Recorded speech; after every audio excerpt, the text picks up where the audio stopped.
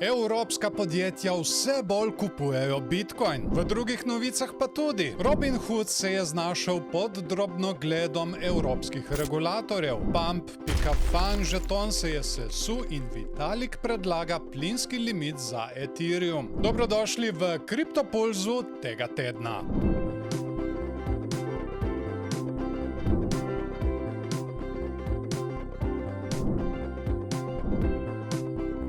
Francosko podjetje The Blockchain Group in britanski Smarter Web Company sta v ponedeljek napovedala velike nakupe Bitcoina. Blockchain Group je kupil kar 116 Bitcoinov v vrednosti 10,7 milijona evrov, medtem ko je Smarter Web dodal kar 226 Bitcoinov, vrednih skoraj 18 milijonov funtov. Obe podjetji zdaj skupaj držita več kot 2900 Bitcoinov, kupljenih po povprečni ceni okoli $106,000 na kovanec. Njuna donosnost je letos izjemna. Smarter Web trdi, da so vrednost svojih BTC zalog povečali za več kot 26,000%. Ta trend kaže, da vedno več podjetij vidi Bitcoin kot dolgoročno naložbo in zaščito pred inflacijo, podobno kot nekoč zlato. Naj se ta trend nadaljuje. Evropski regulatorji preiskujejo Robinhood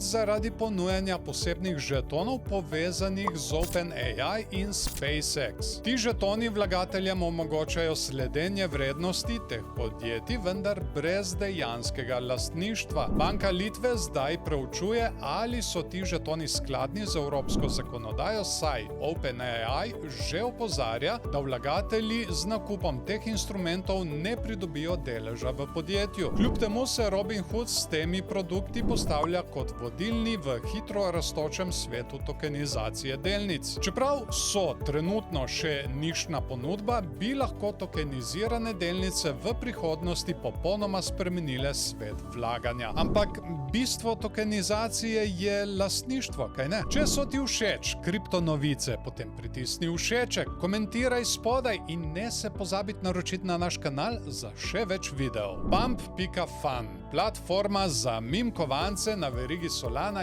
je načrtovala velik žeton z ocenjeno vrednostjo $4 milijarde, a je vse skupaj padlo v vodo brez uradnih razlag. Vse je kazalo na ogromno javno prodajo, a je platforma ostala tiha, spletna stran za nakup žetona pa je izginila brez opozorila. To je sprožilo val nezadovoljstva med uporabniki. V tem vakuumu je stopil Bonk.fan, ki zdaj prevzema vodilno mesto med Solana meme projekti. Morda je tukaj precej prispevala tudi ukinitev X računa. Soustanovitelj Ethereuma Vitalik Buterin predlaga novo nadgradnjo z imenom EIP 7983, s katero bi omejili porabo plina na največ 16,77 milijona enot na posamezno transakcijo. Ta sprememba bi pomagala preprečiti napade na omrežje in izboljšala stabilnost ter učinkovitost delovanja. Glavni cilj je tudi večja združljivost z novejšimi tehnologijami, kot so ničelno znanstvene rešitve. Večina obstoječih transakcij je že danes pod tem pragom, tako da uporabniki večjih sprememb ne bodo občutili. Gre za korak v smeri poenostavitve